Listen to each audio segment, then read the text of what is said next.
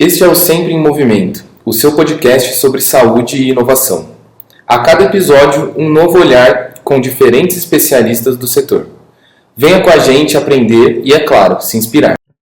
Olá, pessoal, sejam muito bem-vindos a mais um episódio do Sempre em Movimento. Hoje nós vamos ter a oportunidade de conversar um assunto que é extremamente importante para a segurança do paciente, que é a experiência do paciente.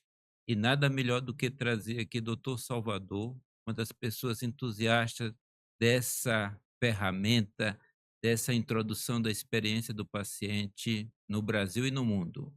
Doutor Salvador, quero que você se apresente, diga um pouco aí sobre sua carreira, por que você foi para a área de segurança e dentro da segurança você foi lá para a experiência do paciente. Isso aí.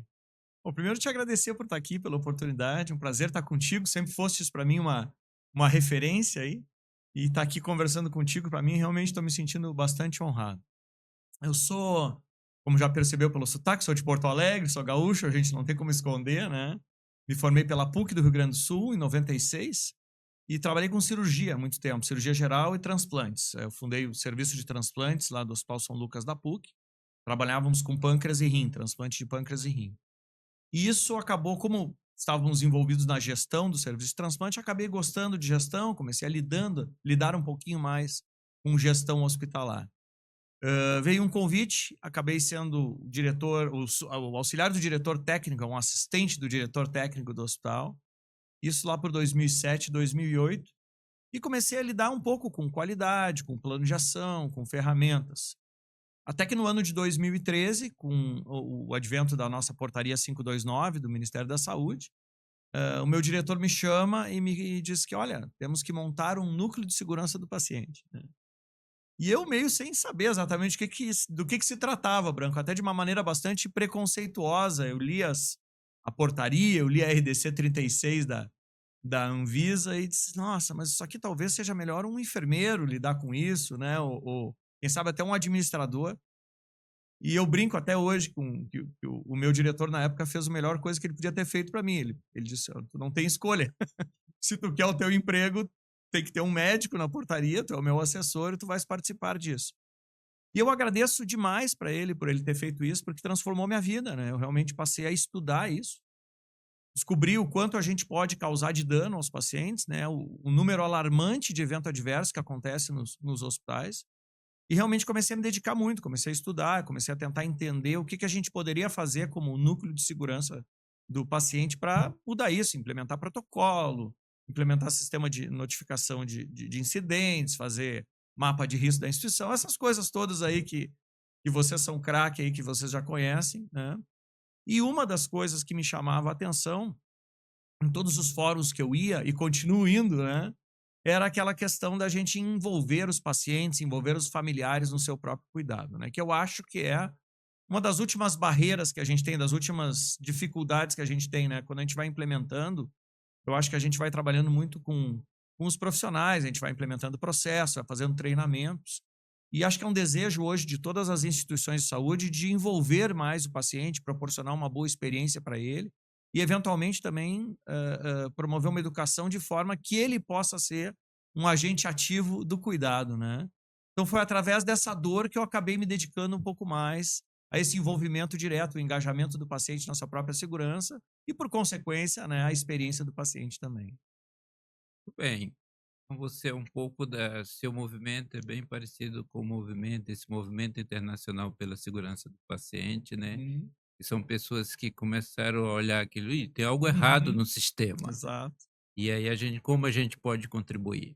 Eu acho que isso é extremamente importante, eu acho que nos últimos 25 anos, 26 anos, nós aprendemos a olhar É o verdade. incidente com o dano, mas ainda não encontramos a solução, Uhum. né. A gente evoluiu em muitas coisas, em muitos processos, mas difícil a gente tem uma dificuldade de entender a dinâmica do que é um processo na saúde, né. Uhum. Eu costumo brincar que uma cirurgia cardíaca envolve 60 profissionais. Uhum. Aí a gente: "Vamos padronizar?". Então isso é muito complexo, mas eu Difícil. preciso que toda cirurgia saia com o mesmo resultado. Uhum. Então a gente vem evoluindo no conceito, e um dos pilares disso é a questão da família e do paciente. Uhum. Porque quando dá tudo certo, é uma maravilha, É verdade. mas quando não dá, e a gente aprende muito pouco com os feedbacks. Uhum. E eu costumo brincar que o hospital não gosta de paciente há mais de 7 dias, porque ele conhece todos os seus defeitos. É Então, verdade. ele já sabe quem é o funcionário bom, quem é o ruim, qual é o plantão da noite que funciona, qual que não funciona. E isso é importante. Mas me diga, como é que a gente faz para envolver realmente o Uhum. paciente? Uhum. Como é que eu faço para envolver? Eu vejo assim que nós temos excelente exemplo de envolvimento da família na oncologia Uhum. infantil. Uhum. Então lá a gente lava a mão, Uhum. a gente faz as crianças É participarem, verdade.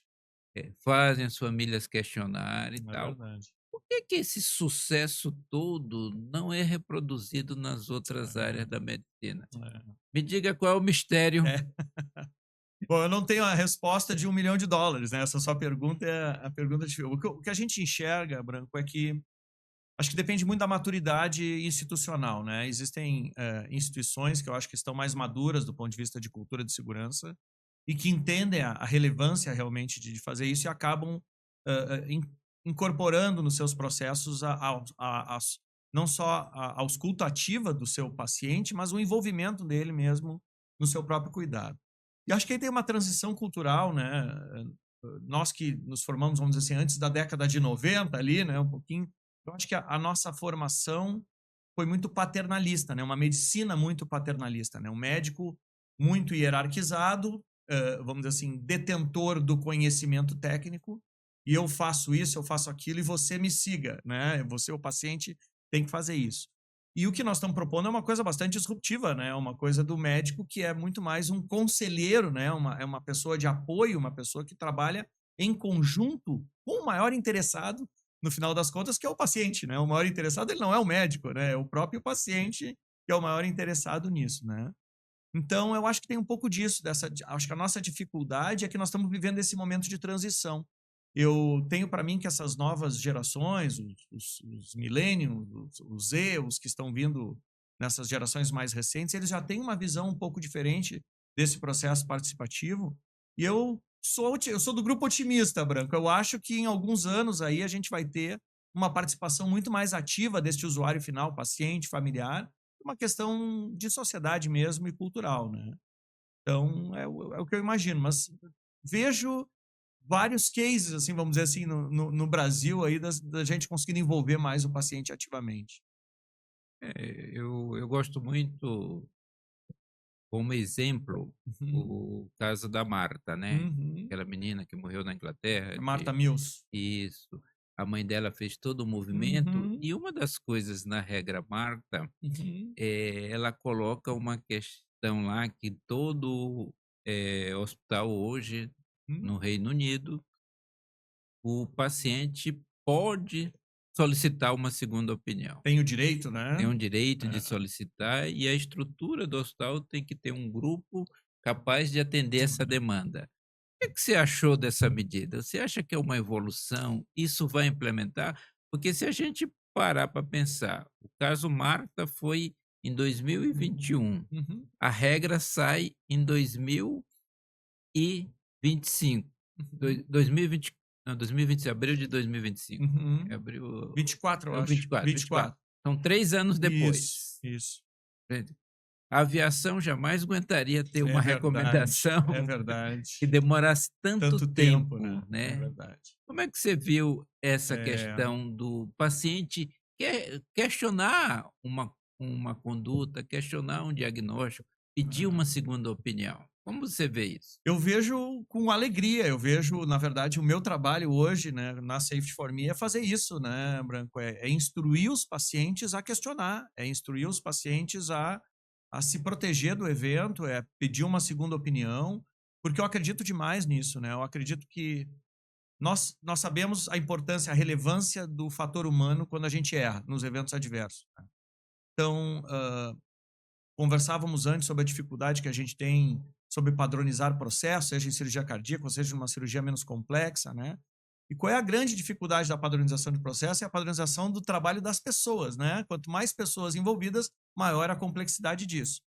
Por consequência, nós vamos ter falhas. É natural.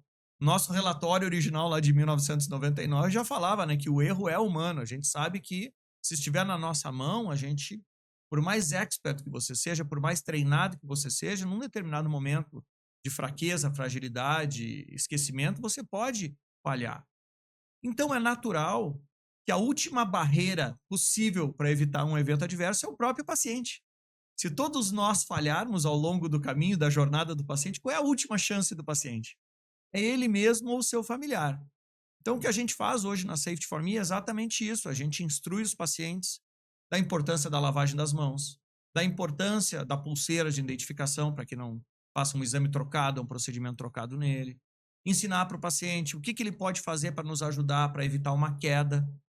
O que ele pode fazer, por exemplo, em relação às medicações, que ele não tome uma medicação que ele não reconhece o nome, que ele pergunte para que serve, qual é a dose, qual é a via, que ele reclame quando o horário que ele está tomando está errado, porque eu até tenho uma experiência interessante com medicação.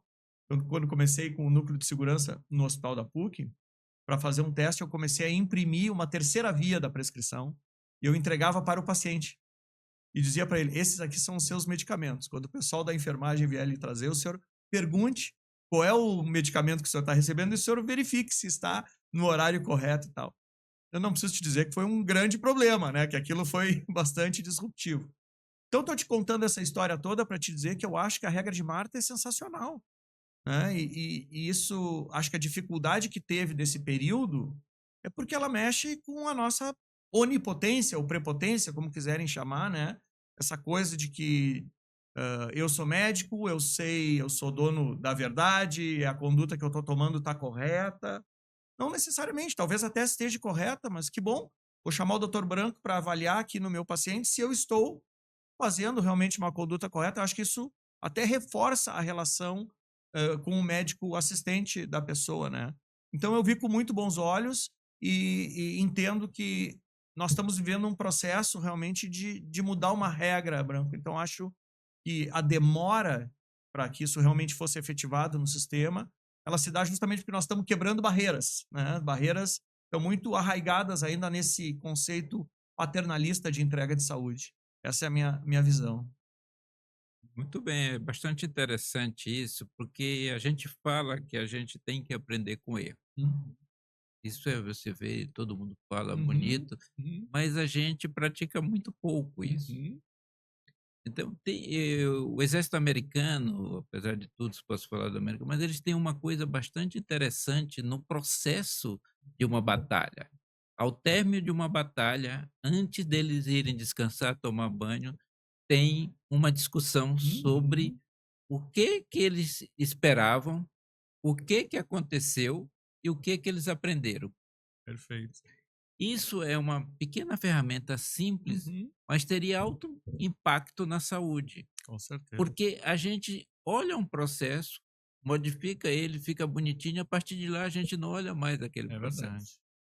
Então eu acho que essa educação é forçar um pouco a população, que eu acho que quem vai reverter a questão desses números horríveis que a gente tem de incidentes, né, é quando o paciente tiver maior controle sobre a sua jornada.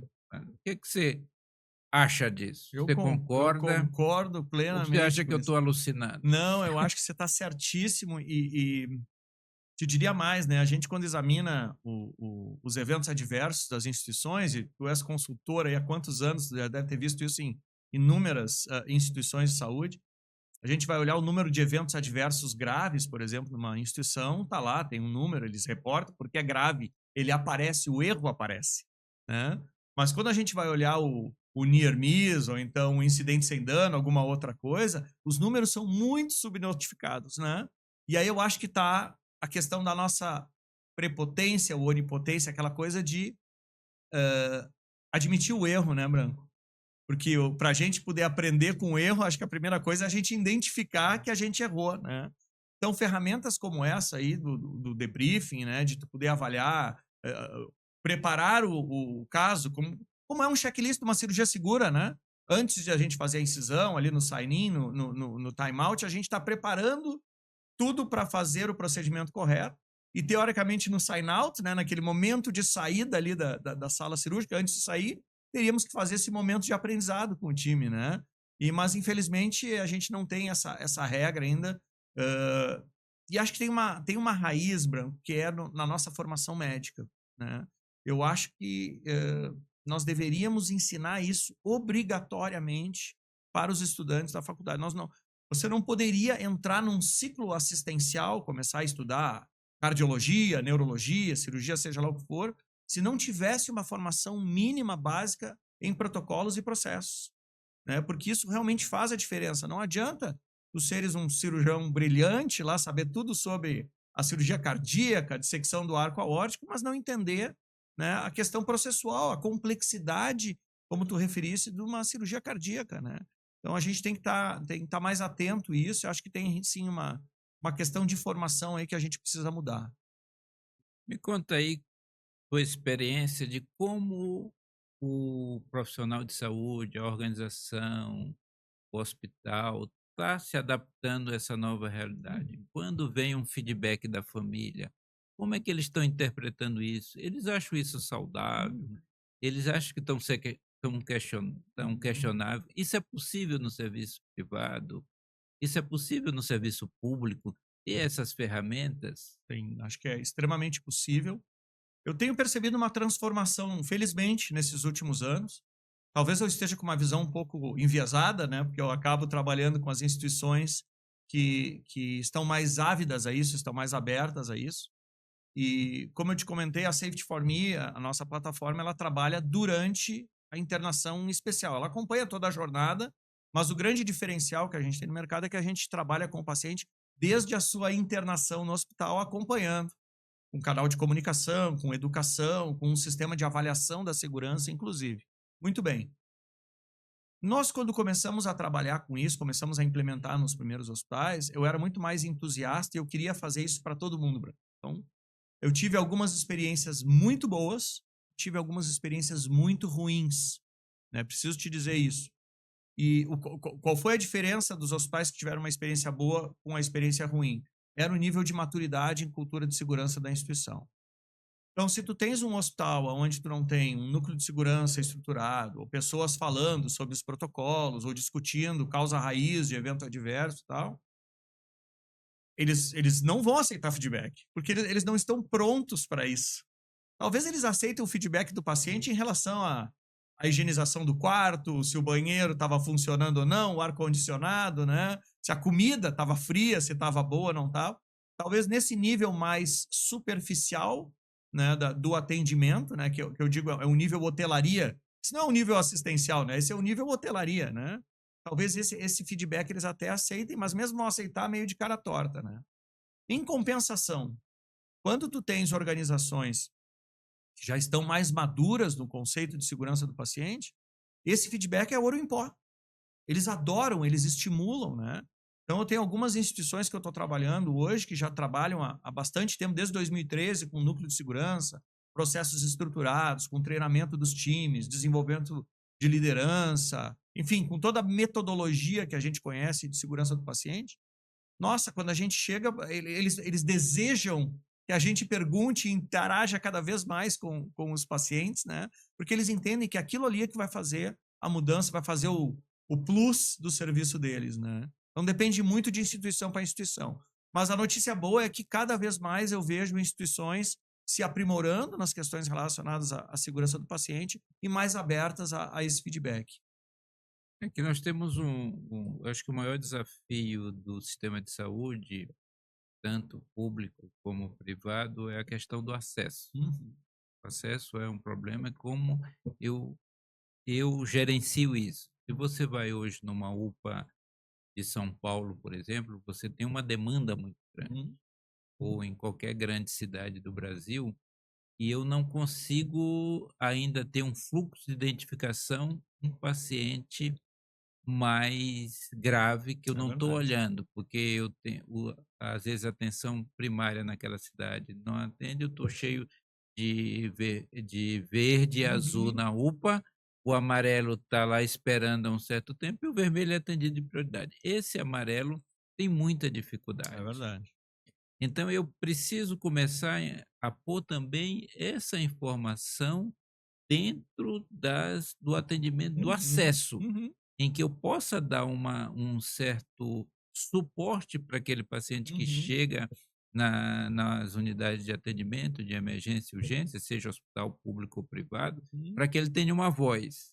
Porque Certeza. a gente põe a voz muito dentro do hospital quando ele É, está lá, mas ele tem um momento que é muito, que ele não é é ouvido, verdade. e tem, por exemplo, o protocolo de Manchester é excelente Uhum. ferramenta, mas eu vejo pouca gente validando a assertividade daquele É verdade. protocolo. É verdade. Então, muitas vezes, assim, tem pacientes que eu tenho que reavaliar ele esperando lá cada uma Uhum. hora, e você vê isso de forma. Você acha que dando a voz ao paciente, você teria impacto? Tenho certeza que sim. Nossa, sim. Como teríamos impacto, né? Se a gente. É a história da Mills, né? Da Martha Mills, né?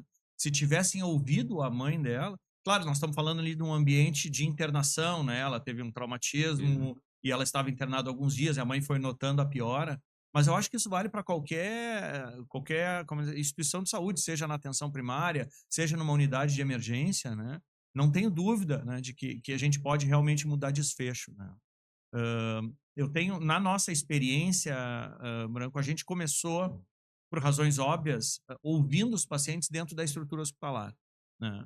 Até porque era o maior, vamos dizer, é o lugar mais denso, onde a gente percebe, né, um número maior de eventos, as coisas acontecendo.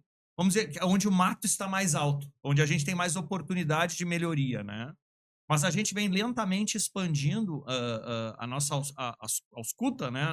Ouvir os pacientes, que é a nossa missão. Nossa missão como empresa é ouvir os pacientes para transformar o cuidado. Olha que poderoso isso, né? A gente realmente tentar virar essa moeda baseado na opinião dos pacientes, né? Nós já estamos fazendo hoje um trabalho com um serviço de atendimento domiciliar. Então, eles recebem as informações, a gente acompanha o paciente e ouve o paciente durante o atendimento domiciliar, que é fora deste ambiente. A gente está começando um trabalho com unidade básica, né? E eu tenho que aprender com a unidade básica, porque a jornada do paciente na unidade básica, como tu sabes bem, ela é diferente. E eu estou muito feliz que nós começamos agora, no ano passado, nós começamos com uma equipe médica, uma equipe de anestesistas. Olha que interessante. E eles fazem a consulta pré-operatória no seu consultório e eles disparam a nossa plataforma para os pacientes desde o momento do pré-operatório, da consulta pré-operatória até o final, vamos dizer assim, da consulta final de pós-operatório. Eles acompanham o paciente em toda a jornada e eles estão atentos. E a gente consegue, através da ferramenta, sinalizar alguma situação de gravidade para que a equipe possa agir de uma maneira imediata. Então, eu não tenho a menor dúvida, e se Deus quiser, em pouco tempo eu vou estar te mostrando resultados bem objetivos e mensurados, né, de como a gente pode fazer essa transformação. Isso é importante você trazer anestesia, porque você foi Uhum. cirurgião, você era do tempo que se Uhum. cancelava a cirurgia, porque o Ex- paciente não tinha condições Exatamente. condições de De anestesia, né? anestesia, imagina. Então, e o É. quanto isso mudou nos últimos 30 Uhum. anos. A mortalidade da anestesia era 50 por 100 mil Uhum. há 30 anos atrás. Hoje ela é 0,5. Quase nada. Uma evolução fantástica. Fantástico. Hoje eu posso botar um hepatopata grave Uhum. num centro cirúrgico, operá-lo se ele necessitar de uma cirurgia. Isso é fantástico. Ah, Isso é uma coisa que andou bem. É exatamente. um exemplo de um processo que evoluiu bem. É verdade. Então a gente fala, a saúde já tem algumas coisas. Uhum. O segredo, talvez, como é que a gente vai disseminar isso? Uhum. Como eu vou conseguir e faz? E aí minha tese é bem simples. Uhum. Eu tenho que parar de recomendar. Eu tenho que Uhum. dizer que é obrigação de É fazer. verdade. Que é o que fez mudar a aviação. Uhum. A aviação, por exemplo, aquele acidente da TAM que houve aqui, Uhum. ele 12 horas depois já tinha uma recomendação para aquele tipo de aeronave e Uhum. todas as aeronaves daquele tipo estavam fazendo Uhum. aquela recomendação. Quando tem a determinação do órgão regulatório, a coisa acontece, né? Não adianta. Eu acho que esse é o É desafio. verdade. É o desafio porque eu preciso parar desse romantismo É. na saúde, fica achando que eu posso recomendar e você. Aí eu já sei como se trata a sepsis, eu já É, sei como se identifica um é, paciente de risco para TEV, e é. eu, 30 anos depois que eu tenho uma evidência A, Uhum. eu tenho só 50% de conformidade. É verdade. Tem algo errado nesse Tem. sistema. E aí que eu acho que entra a população, que Uhum. entra por exemplo, porque hoje, se um paciente for para uma dessas ferramentas de IA e dizer assim: "Eu vou Uhum. operar meu joelho, qual é a profilaxia que eu preciso saber?", e ele Ele vai chegar dentro dizer. do hospital, ele vai dizer. É isso mesmo. Eu acho que isso, a É. sua plataforma vai ajudar muito, É. porque os hospitais precisam entender Uhum. que esse questionamento vai chegar de Uhum. uma forma muito mais rápida É. do que a gente pensa, É. porque essa nova geração, você vai entender. Você acha que isso vai contribuir? Tenho certeza, sabe? Tu estavas comentando, eu me lembrei de uma história que foi como a gente se inspirou para fazer a Safety for Me. Na época eu trabalhava como gestor da Unimed, da Unimed Porto Alegre, eu era o diretor de rede da Unimed Porto Alegre, e a gente começou a trabalhar muito com tecnologia, e foi um momento que eu não sou um cara de tecnologia, eu fui aprender tecnologia depois. Naquele momento, em função do cargo que eu estava ocupando na época, eu tive que me aproximar de algumas startups e comecei a estudar um pouco o movimento de tecnologia no mercado. E aí eu percebi uma grande mudança. Quando a gente vai analisar os modelos dessas empresas de sucesso que todo mundo fala, né? Uber, Airbnb, Nubank, as pessoas acham que é só por causa da tecnologia. Não, o Uber ganhou do táxi por causa da tecnologia. E elas estão enganadas, porque a tecnologia, assim, ela foi um meio de levar isso para as pessoas. Mas o que essas empresas fizeram de verdade, elas redesenharam o processo delas de serviço baseado na experiência do usuário.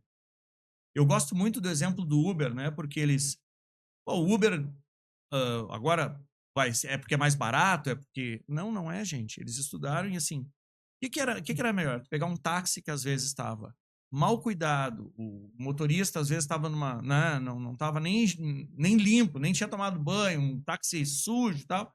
E aí tu pegava um Uber que o cara recebia um treinamento, que tu, pelo aplicativo, tu acompanhava o trajeto. Antes de tu entrar no veículo, tu já sabia em quanto tempo tu ia chegar em tal lugar, quanto custa. Tu poderia, por exemplo, compartilhar se o teu filho, tua filha vai vir para algum lugar, ou tu tá mandando, tu pode ir acompanhando o trajeto para saber se tá indo bem. Se tu teve algum problema, tu tens uma maneira de reportar isso para o próprio Uber, e muitas vezes o Uber até te devolve o valor sem discutir. Então, isso é serviço, gente, isso não é tecnologia. Claro que eles botaram todo este serviço com a tecnologia também.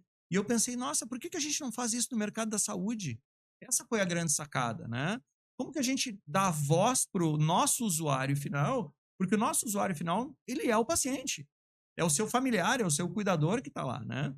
Digo sempre que os nossos processos em saúde, eles foram desenhados para atender os médicos, os enfermeiros e os outros profissionais da saúde e os gestores hospitalares. Ele não foi desenhado para atender o paciente. O paciente ele é quase um insumo que passa nessa linha de produção, né? E essa grande virada que eu acho que nós temos que fazer é redesenhar os nossos processos hospitalares e de assistência em saúde, seja atenção primária, secundária, home care, seja lá o que for, baseado na necessidade do paciente. Claro que tem a necessidade clínica, mas é muito mais do que a necessidade clínica, né? Assim, quais são os anseios, os medos, as necessidades que este nosso paciente, esse ser humano tem, além da parte clínica assistencial, né? O dia que nós conseguir virar isso, Branco, que nós conseguir redesenhar esses processos, eu não tenho dúvida que nós vamos ter um ambiente muito, muito mais seguro.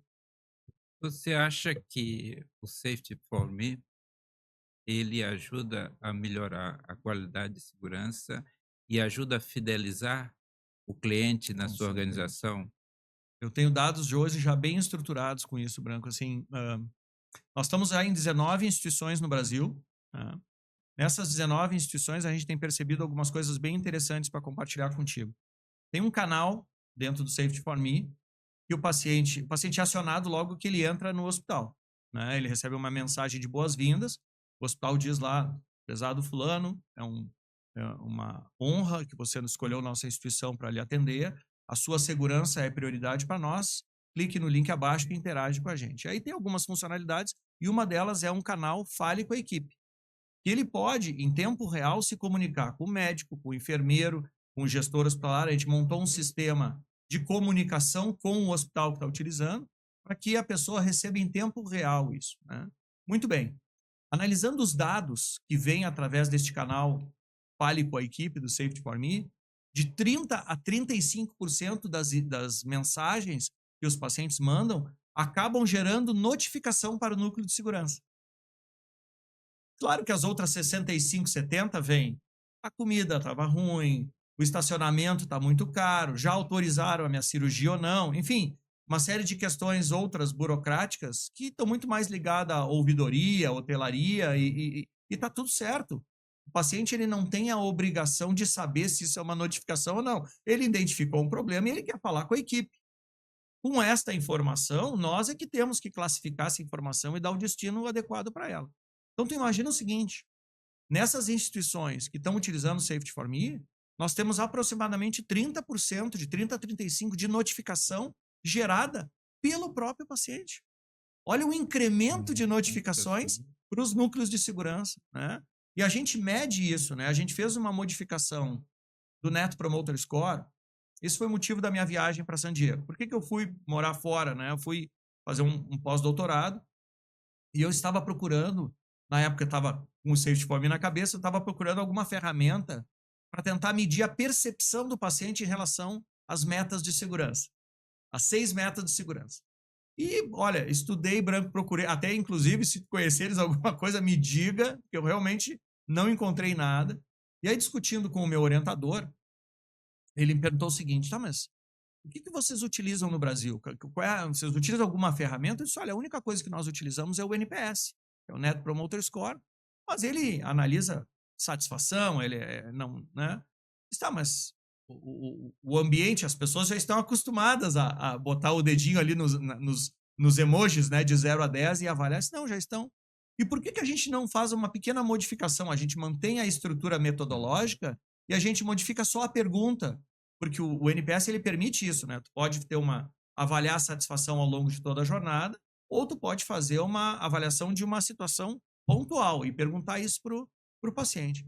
E nós fizemos isso, nós modificamos o NPS, começamos a perguntar para os pacientes a respeito das 6 metas de segurança.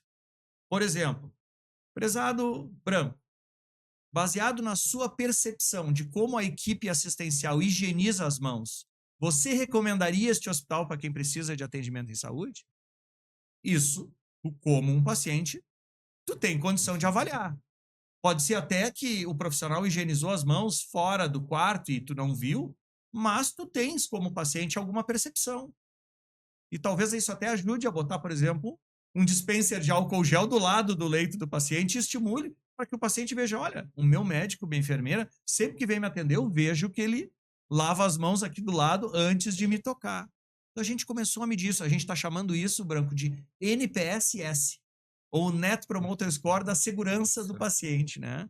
Os dados que a gente tem são sensacionais. É fantástico tu ver. E tem algumas organizações que já utilizam essa métrica para, inclusive, treinar os seus times, de mostrar para os seus times e dizer, olha só, nós estamos medindo as 6 metas de segurança não por auditoria técnica, mas pela voz do nosso cliente, pela voz do nosso paciente. E eles fazem o moral de gestão à vista com o NPSS. Então, assim, é o melhor feedback possível, né? Porque é como o teu paciente está te avaliando. Né? Então, isso para nós é fantástico. Assim, eu acho que realmente o poder dessa informação é transformador. E quero cada vez aumentar mais essa comunidade aí. Isso é super importante que a gente aumente. Eu costumo brincar que realmente, se seu hospital é seguro e você não tem medo de nada, você tem que ter uma pessoa da sociedade no seu núcleo de segurança para discutir evento adverso grave. É isso aí. Ou a família do envolvido, que você consiga discutir isso de forma transparente. Mas nós estamos encerrando aqui, eu queria que você desse uma mensagem para aquele médico novo, que nunca ouviu falar de segurança, ele hoje anda, ele nunca viu um caixa eletrônico, Uhum. ele nunca precisou pegar um táxi, porque ele faz tudo no celular dele. Perfeito. Como é que se ele está preparado para receber feedback da família Uhum. no Instagram dele, É, no WhatsApp dele, é. na ferramenta que está disponível para ele olhar o feedback? O que que você aconselharia essa nova A geração nova da geração, é. transformação digital que está ocorrendo no É. mundo? Eu diria 2 coisas, Branco.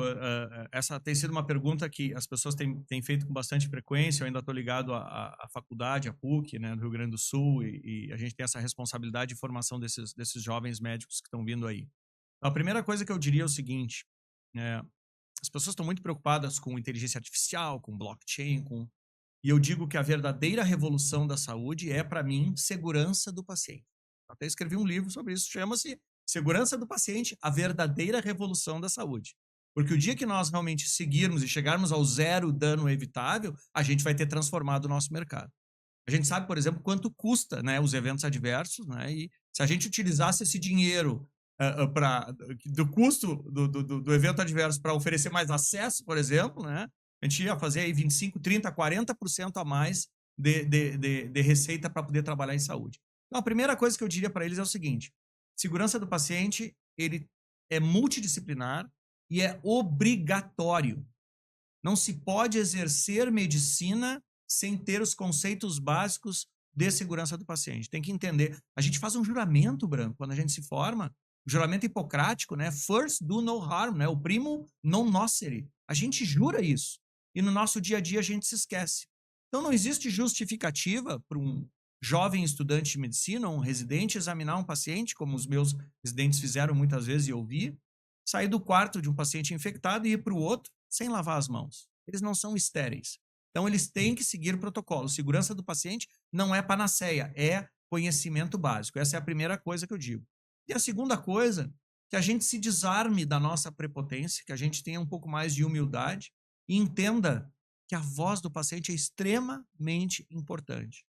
A gente, quando faz as disciplinas de semiologia, a gente aprende, imagino que eles tenham ainda a parte que a gente estuda empatia, né? E escuta ativa.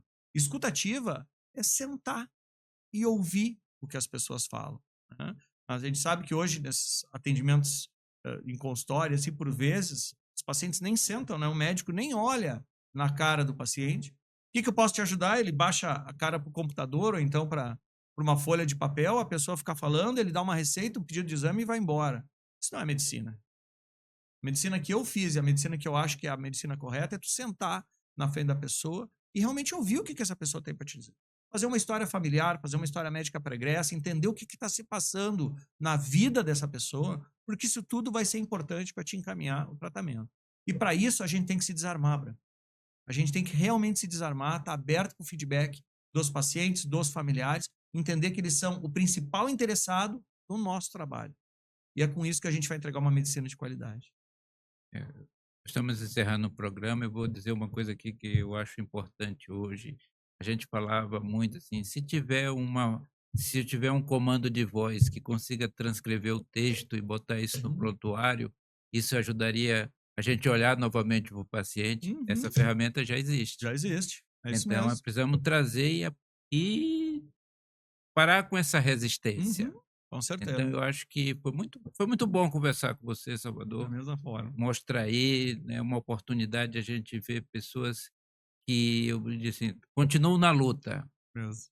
Então, a segurança do paciente é um movimento e você precisa constantemente estar trazendo novas ideias, estar se adaptando à realidade, mas principalmente trazer a voz do paciente. Eu acho Com que a certeza. sua ferramenta ajuda muito nisso. E eu acho que o sistema vai acabar absorvendo isso de uma forma muito mais rápida, Uhum. porque a transformação digital já está ocorrendo. Uhum. Então, você que hoje o que você mais procura não é compartilhamento na sua rede social, É isso não é mesmo. mais like, é o quanto que você está conversando com diferentes, são as comunidades. Nós vamos ter É. comunidades focadas só em hospital. Uhum. Nós vamos ter comunidade só de É performance verdade. daquele cirurgião. É Então, verdade. nós estamos no novo mundo. É isso E eu mesmo. acho que nós temos que aprender muito com sua ferramenta e disseminar isso para o Brasil e para o mundo. Muito obrigado com a sua participação aqui hoje com a gente. Pessoal, não esqueçam de acompanhar a gente nas redes sociais e acessar o Sempre em Movimento. Muito obrigado.